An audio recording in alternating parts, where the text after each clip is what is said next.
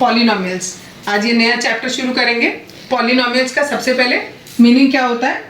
Poly means होता है एक से ज्यादा, नोमियल मीन्स यहाँ पर है टर्म्स, ठीक है, मोर देन वन, ठीक, यानी जहां पर एक से ज्यादा टर्म हो उसको हम क्या कहेंगे? पॉलिनोमियल्स कहेंगे। ये हम लोगों ने पिछले साल 9th क्लास में पढ़ लिया कि एक टर्म होता है तो हम उसे मोनोमियल कहते हैं, 2 होता है तो बाइनोमियल कहते हैं, 3 होता है तो ट्राइनोमियल कहते हैं, ठीक है। अब यहाँ पर हमें वो ना पढ़ने के बाद हमें क्या चीज पढ़नी है? हमें पढ़ना है डिग्री ऑफ पॉलिनोमियल। डिग्री किसे कहते हैं? Maximum power of the variable. जो भी वेरिएबल आपका इक्वेशन में दिया है, suppose x cube plus 3x square minus 4, एक इक्वेशन दी है, एक दिया है, ठीक। ये हमें 3 इक्वेशंस दे रखी हैं। जरूरी नहीं है इक्वेशन हो सकता है हमारे पास खाली एक्सप्रेशंस हो। तो अगर इस एक्सप्रेशन में देखें तो हमारी यहाँ पर x की पावर है 3, यहाँ पर है 2 और यहाँ पर x है ही नहीं, इसका मतलब उसकी पावर कितनी है? 0 है। यानी इस पूरे एक्सप्रेशन में जो मैक्सिमम पावर है वो 3 है, तो इस पूरे एक्सप्रेशन की जो डिग्री है वो 3 हो गई। यहाँ पर x स्क्वायर है पावर, यहाँ पर 1 है, मैक्सिमम पावर 2 हो गई, तो यहाँ पर डिग्री हो गई 2। यहाँ पर x की पावर 1 है, यहाँ x है नहीं, तो इसका मतलब उसकी पावर 0 है, यानी यहाँ पर मैक्सिमम डिग्री हो गई हमारी 1। तो जो भी आपका पॉलिनोमियल दिया होता है उसमें जो भी मैक्सिमम पावर होगी उसको हम उसकी डिग्री कहते हैं, और डिग्री के बेस पर हम पॉलिनोमियल्स को क्लासिफाई करते हैं। जिसकी डिग्री 1 होती है उसे हम लीनियर पॉलिनोमियल कहते हैं, जिसकी डिग्री 2 होती है उसे हम क्वाड्रेटिक पॉलिनोमियल कहते हैं, और जिसकी डिग्री 3 होती है उसे हम क्यूबिक पॉलिनोमियल कहते हैं, ठीक है। अब इसके बेसिस पर जो हमारी हर एक जो लीनियर पॉलिनोमियल है, क्वाड्रेटिक पॉलिनोमियल है, क्यूबिक पॉलिनोमियल है, इनकी एक जनरल इक्वेशन होती है। उस इक्वेशन को मैं अभी हाथ के हाथ बता दे रही हूँ। ये ax प्लस b होता है, ये ax square plus bx plus c होता है। क्यूबिक वाली अभी आपको सीखने की जरूरत नहीं है, लेकिन अगर चाहते हो तो मैं बता देती हूँ, दैट इज दिस वन, ठीक है। ये जनरल इक्वेशंस होती हैं, ठीक। किसकी? लीनियर पॉलिनोमियल की जनरल इक्वेशन, क्वाड्रेटिक पॉलिनोमियल की जनरल इक्वेशन और क्यूबिक पॉलिनोमियल की जनरल इक्वेशन। ये वाली अभी हमारे सिलेबस में नहीं है, हमें केवल इन दोनों से मतलब है। क्लियर इतना? अब इसके बाद हम देखेंगे वैल्यू ऑफ पॉलिनोमियल। देखो ये एक पॉलिनोमियल है इसलिए p से रिप्रेजेंट करूंगी।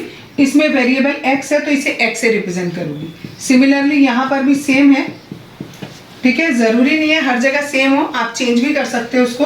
अगर हमें वैल्यू निकालनी है पॉलिनोमियल की, तो हम सपोज हमें वैल्यू निकालनी है at x is equals to 1 पर, तो हमने x की वैल्यू 1 रख दी। मैं इस वाली इक्वेशन में रखने जा रही हूँ 1 का क्यूब प्लस 3 इंटू 1 का square minus 4, 1 plus 3 minus 4, it is 4 minus 4 equals to 0।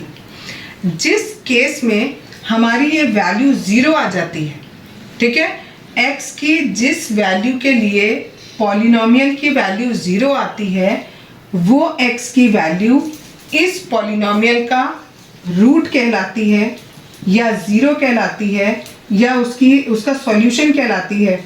ये तीनों चीजें बोल सकते हो। और आप अभी इस चैप्टर में उस नाम को किस नाम से बोलोगे? 0 से, ठीक है। क्या मैंने बोला कि x की जिस वैल्यू के लिए पॉलिनोमियल की वैल्यू 0 आ जाए, ठीक है, x की उस वैल्यू को उस पॉलिनोमियल का क्या बोलेंगे? 0 बोलेंगे। यानी इस केस में अभी अगर मैं ये दोनों हटा दूं, मैंने इस वाले का सॉल्व किया है, तो यानी इस केस में 1 is the 0 of this polynomial. Clear? जैसे मैंने p इक्वल्स टू 1 निकाला है, मैं सेम यहाँ पर p इक्वल्स टू 2 भी कैलकुलेट कर सकती हूँ। सपोज मैं यहाँ पर 2 रखूं तो it is 8 plus 12 minus 4, 20 minus 4, it is 16। अब देखो ये 0 के इक्वल नहीं आया, ये 0 के इक्वल नहीं आया, इसका मतलब 2 is not the zero of this polynomial. ठीक है, at x equals to 2 the value of the polynomial is 16। ठीक, x जब 2 है तो पॉलिनोमियल की वैल्यू 16 है, लेकिन ये जो 2 है ये इसका 0 नहीं है। ये इसका 0 कब होगा? जब हमारी इसकी वैल्यू कितनी आ जाए? 0 आ जाए। क्लियर इतना? ठीक, ओके।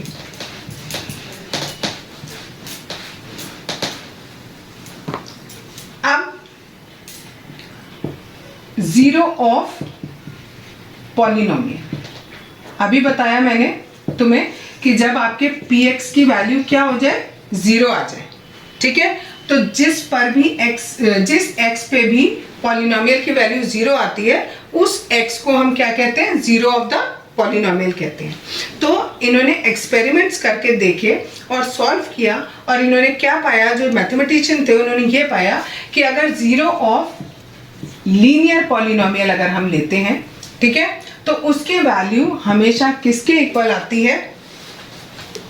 माइनस बी अपॉन ए के। ये क्या है? यहाँ पर कांस्टेंट टर्म है, और ये यहाँ पर कोफिशिएंट ऑफ x है। अभी आपकी समझ में कुछ नहीं आया होगा, फिर से सुनो। अभी मैंने थोड़ी देर पहले बताया था तुम्हें, लीनियर पॉलिनोमियल का एक जनरल एक्सप्रेशन बताया था, that is ax plus B. ठीक है, यहाँ पर x के आगे जो नंबर होता है उसे हम कोफिशिएंट ऑफ x बोलते हैं। ठीक, इस b में साथ में कोई भी वेरिएबल नहीं है, तो ये हमारा कांस्टेंट कहलाएगा। अगर मैं आपसे कहूं कि आप इसका 0 निकाल के दिखाओ, तो आप क्या करोगे? आप इसको 0 रखोगे, ax equals to minus B करोगे, x is equals to minus B upon A करोगे।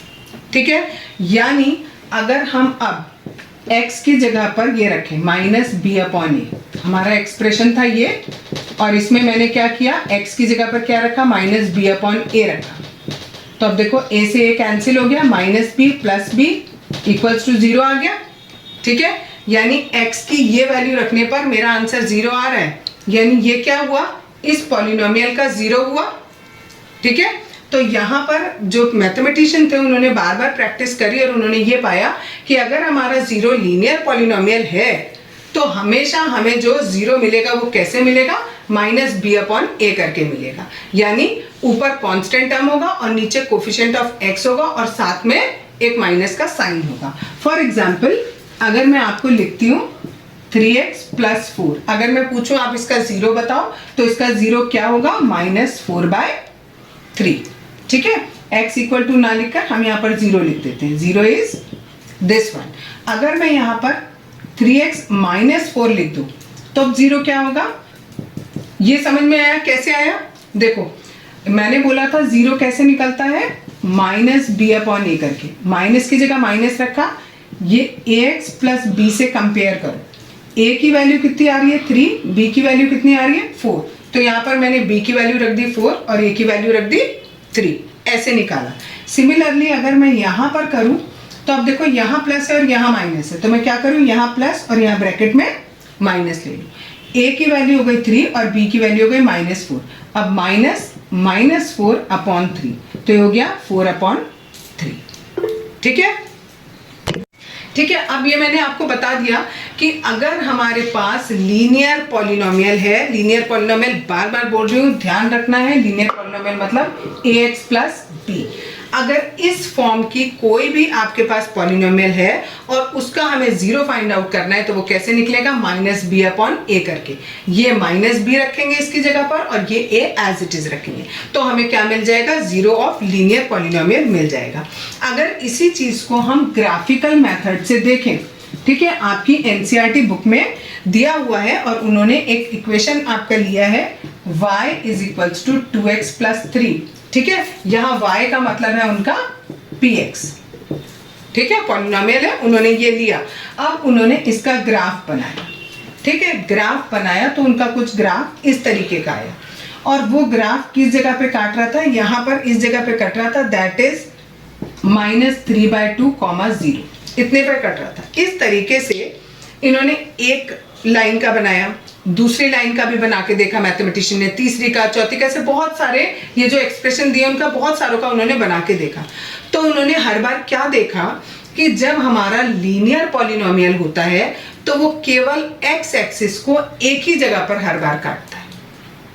ठीक है, देखो आप इसे सॉल्व करोगे तो केवल x की एक ही वैल्यू मिलेगी ना, एक ही जीरो मिलेगा ना। अभी बताया था जीरो कैसे निकालते हैं, -3/2 यही होगा ना, माइनस बी अपॉन ए बताया था। फिर से देख लो, 2x + 3 ax + b, कंपेयर करो दोनों को। और जीरो कैसे निकालते हैं, -b अपॉन ए करके।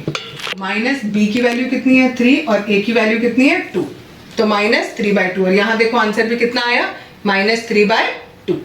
ठीक है, तो यानी अब आप इससे क्या x की कोई और वैल्यू निकाल सकते हो, निकल ही नहीं सकती x की और वैल्यू, एक ही वैल्यू निकलेगी। जितनी बार भी इसे सॉल्व करोगे हर बार यही निकलेगा। तो उन्होंने ये पाया कि जो लीनियर इक्वेशन है, लीनियर पॉलिनोमियल है, उसका अगर आप ग्राफ ड्रॉ करते हो तो वो x एक्सिस को केवल एक पॉइंट पर कट करता है। ठीक है, अब जो वैज्ञानिक थे उन्होंने कहा भाई चलो लीनियर इक्वेशन का ग्राफ तो एक पॉइंट पे करता है, अब हम क्या करें, अब हम एक क्वाड्रेटिक पॉलिनोमियल लेते हैं और उसका ग्राफ ड्रॉ करके देखते हैं। ठीक है, तो एक क्वाड्रेटिक इक्वेशन का अभी मैंने बताया था ax² + bx + c, ये उसका एक एक्सप्रेशन होता है, किसका, क्वाड्रेटिक पॉलिनोमियल का।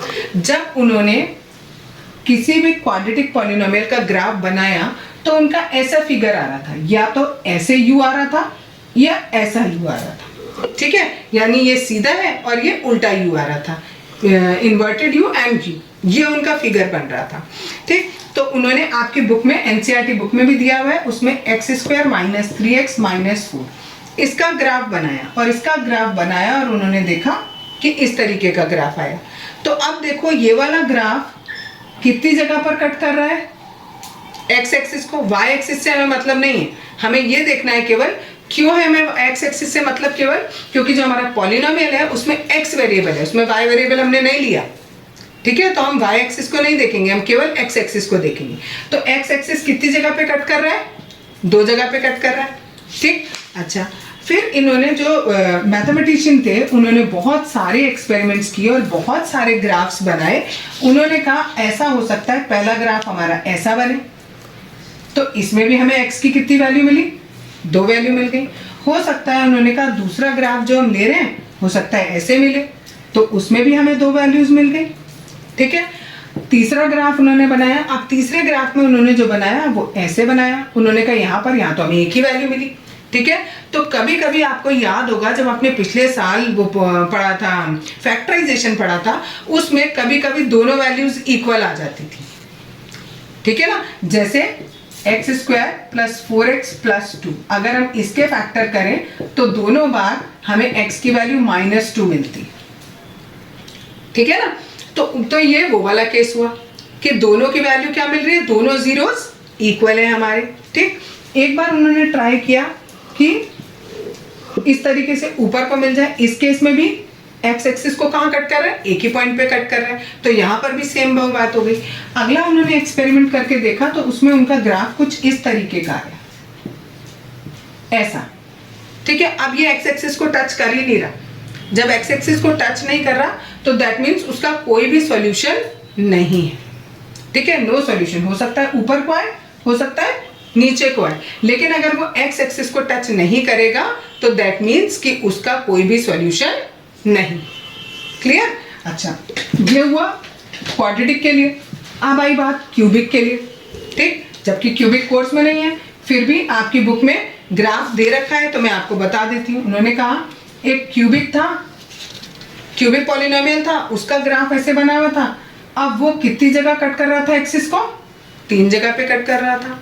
ठीक है, एक उन्होंने एक और ग्राफ बनाया, उस ग्राफ में उन्होंने कुछ ऐसे बनाया है, वो केवल एक ही जगह पे कट कर रहा है, एक जगह पे कट कर रहा है। इसका क्या मतलब है कि उसमें तीनों जीरोस की वैल्यू क्या है, सेम है, जो भी है सेम है। ठीक है, एक ग्राफ उन्होंने ऐसे बना रखा है, कुछ ऐसे गया और यूं करके, नहीं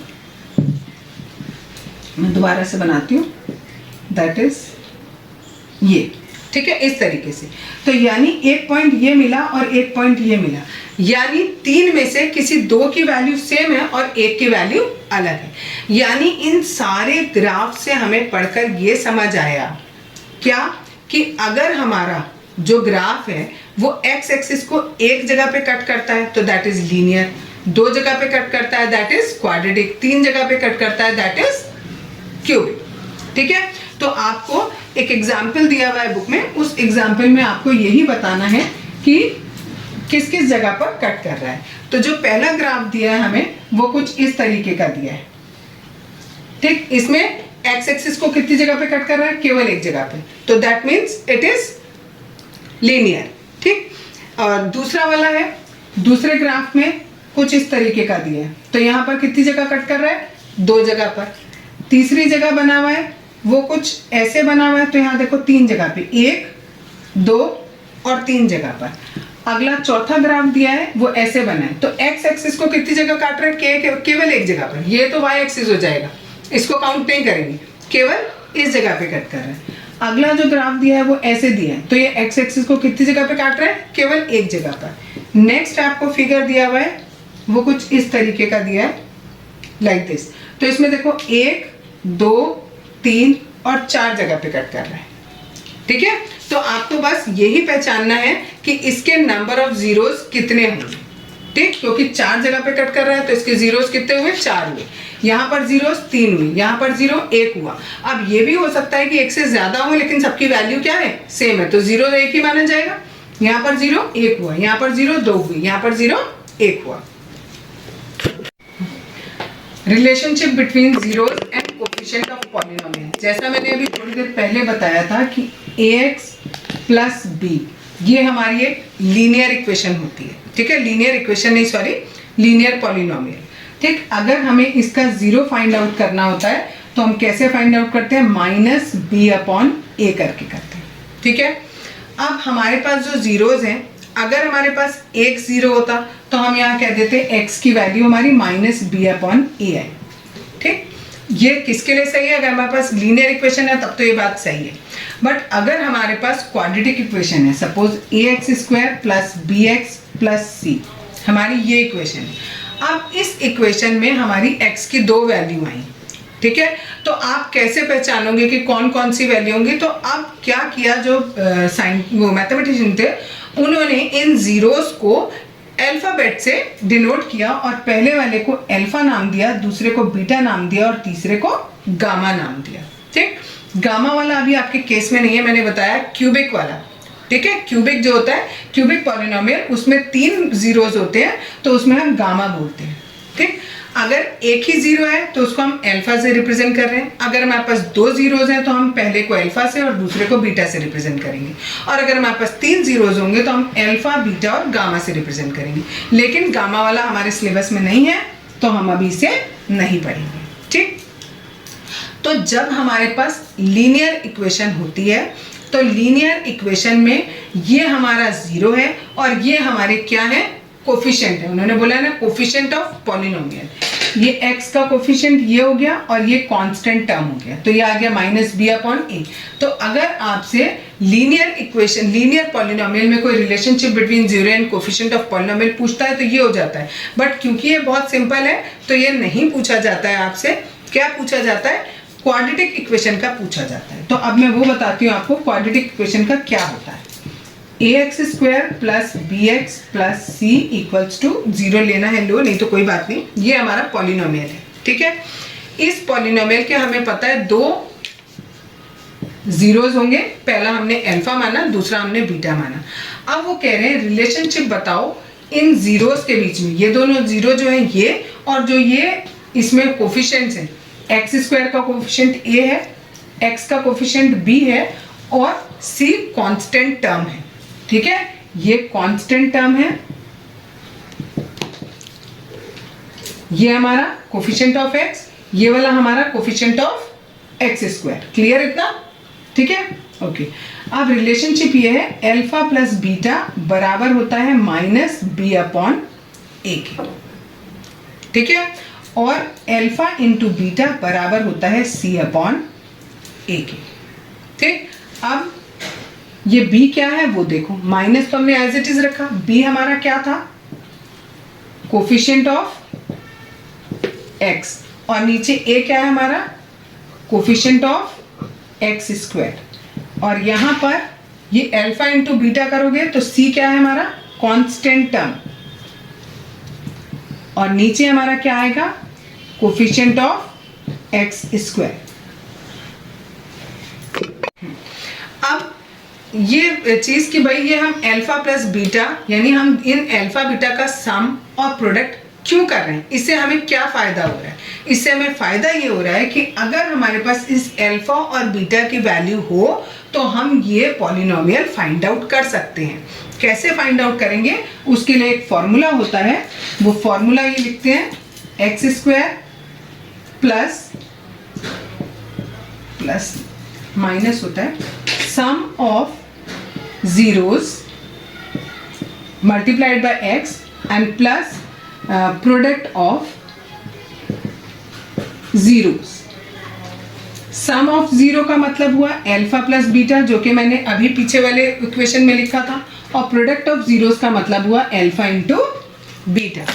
ठीक है, यानी एक्स स्क्वायर माइनस, अभी आपको मैंने बताया था अल्फा प्लस बीटा की वैल्यू बताई थी माइनस बी अपॉन ए इंटू एक्स, और प्लस अल्फा बीटा की वैल्यू बताई थी सी अपॉन ए। अब हम अगर इस इक्वेशन को सॉल्व करें, इसका एलसीएम ये आएगा A X square plus B X और प्लस सी, और अगर हम इक्वल टू जीरो के रखेंगे तो ये जीरो से मल्टीप्लाई हो जाएगा और ये पूरा हमारे पास एक्सप्रेशन आ जाएगा जो कि हम शुरू में लेके चले। एग्जाम्पल नंबर 2 एनसीईआरटी बुक का, इसमें दिया है find the zeros of the quadratic polynomial. ये एक पॉलिनोमियल दिया है, इसके हमें जीरोस फाइंड आउट करने हैं और हमें वेरीफाई करना है the relationship between the zeros and the coefficients.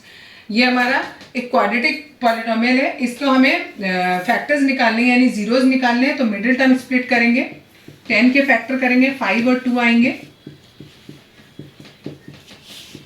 आगे सॉल्व करेंगे इसको, x से मल्टीप्लाई करेंगे, 5 को x से किया इट इज 5x, 2 को x से किया इट इज 2x प्लस 10, इन दोनों में से x कॉमन लिया, यहाँ x प्लस 5, इन दोनों में से 2 कॉमन लिया, यहाँ भी x प्लस 5, अब इन दोनों में से x प्लस 5 कॉमन आ रहा है और ये x प्लस 2, यहाँ से x बचा और यहाँ से प्लस का 2 बचा, यानी यहाँ 2 जीरोज आ रहे हैं, एक -5 और एक आ रहा है हमारा -2। कैसे निकालते हैं जीरो, जो भी हमारा फैक्टर आता है उसको हम इक्वल टू जीरो के रखते हैं और x की जो भी वैल्यू आती है वो हमारा जीरो कहलाता है। ठीक है, तो एक हमारा जीरो आया -5 और एक हमारा जीरो आया -2, यानी अल्फा हमने मान लिया -5 और बीटा हमने मान लिया -2।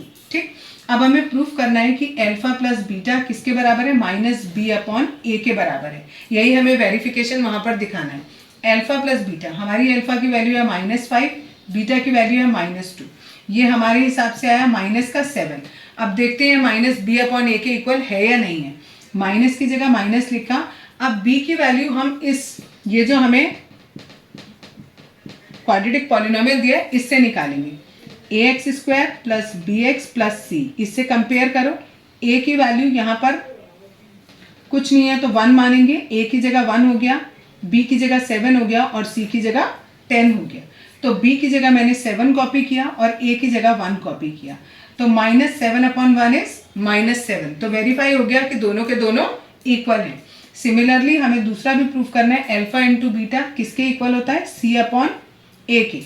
अल्फा की वैल्यू है -5, बीटा की वैल्यू है -2, यहाँ पर c की वैल्यू है 10 और a की वैल्यू है 1, तो 10 अपॉन 1, यहाँ -5 और -2 को मल्टीप्लाई किया, ये भी प्लस का 10, और यहाँ सॉल्व किया, ये भी प्लस का 10, तो ये वेरिफिकेशन भी हो गया। Example number 3, find the zeros of the polynomial x square -3 and verify the relationship between the zeros and the coefficient. इसके भी हमें पहले जीरोज फाइंड आउट करने हैं। इसके लिए हमने तीसरी आइडेंटिटी लगा रहे हैं, इसमें 3 को हमने √3 का होल स्क्वायर लिख दिया। अब a square minus B square वाली आइडेंटिटी लगाएंगे तो a प्लस बी और a माइनस बी, यानी इसके 2 वैल्यूज आएंगी, एक ये और एक ये, एक माइनस में आएगी एक प्लस में आएगी। जब आप इसे सॉल्व करोगे तो वैल्यू √3 में आएगी x की, और जब इसे करेंगे तो माइनस का √3 आएगा। एक को हमने अल्फा मान लिया, दूसरे को हमने बीटा मान के लिए, यानी हमारे जीरोज हो गए √3 एंड -√3। अब हमें वेरिफिकेशन करना है, अल्फा प्लस बीटा बराबर होता है -b/a के। अब हमें अल्फा और बीटा की वैल्यू पता लग गई, अब हमें b और a की वैल्यू पता लगानी है। कैसे लगाएंगे? जो भी हमारी यहाँ पर इक्वेशन गिवन है इसमें हमारे पास b नहीं है तो हम b की जगह क्या ले लेंगे? 0 ले लेंगे प्लस c। अब आप इसे कंपेयर करो तो देखो यहाँ a की वैल्यू 1, b की वैल्यू 0 और c की वैल्यू -3। +3 मत लिखना, यहाँ -3 था तो मैंने क्या किया, प्लस बीच में लगाया और ब्रैकेट के अंदर उसे माइनस में कर दिया, तो c की वैल्यू -3 हो गई, b की वैल्यू 0 हो गई। अब अल्फा की वैल्यू पुट करी, बीटा की वैल्यू पुट करी, b की वैल्यू पुट करी और a की वैल्यू पुट करी, तो देखो √3 से √3 0 आएगा, ये भी माइनस होके, और -0 इज ऑल्सो इक्वल टू 0। तो ये वेरीफाई हो गया कि दोनों इक्वल हैं। Similarly alpha beta is equal to होता है c/a। अल्फा की वैल्यू इज √3 एंड इसकी -√3 एंड इट इज c की वैल्यू इज -3 और a की वैल्यू इज 1। इन दोनों को मल्टीप्लाई करेंगे, इट इज -3 और ये भी -3, तो ये वेरीफाई भी हो गया। इसी क्वेश्चन में देखो बच्चों, -3 क्यों लिया हमने इसको, x² -3 हमें क्वेश्चन हमें गिवन है, इसको हम पहले क्या करेंगे, ax² plus bx plus c से हमें इसे कंपेयर करना है। x² के आगे कुछ नहीं है तो हमने 1 लगा दिया, इसमें x है ही नहीं, तो x नहीं है तो हमने b की वैल्यू क्या ले ली, 0 ले ली। 0 इंटू x करेंगे तो 0 ही आएगा। अब हमें यहाँ पर प्लस है और यहाँ क्या दिया है, हमें माइनस दिया है, तो हमने प्लस लगा के ब्रैकेट में -3 लिख दिया।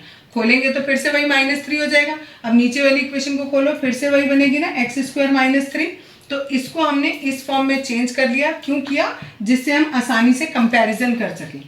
a की वैल्यू 1, b की वैल्यू 0 और c की value -3। Example number 4, find the quadratic polynomial. इसमें हमें पॉलिनोमियल फाइंड आउट करना है। The sum and the product of the zeros are -3 and 2। ठीक है, पॉलिनोमियल निकालने का ये एक फॉर्मूला होता है, x² माइनस ब्रैकेट में sum of zeros multiplied by x plus product of zeros. इसमें वैल्यू पुट करेंगे डायरेक्ट, x² माइनस सम दिया है हमें -3 इंटू x और प्लस प्रोडक्ट दिया है 2। इसको सॉल्व किया, इट इज प्लस का 3x प्लस 2, ये माइनस और माइनस प्लस हो गया, तो पॉलिनोमियल ये हो गया।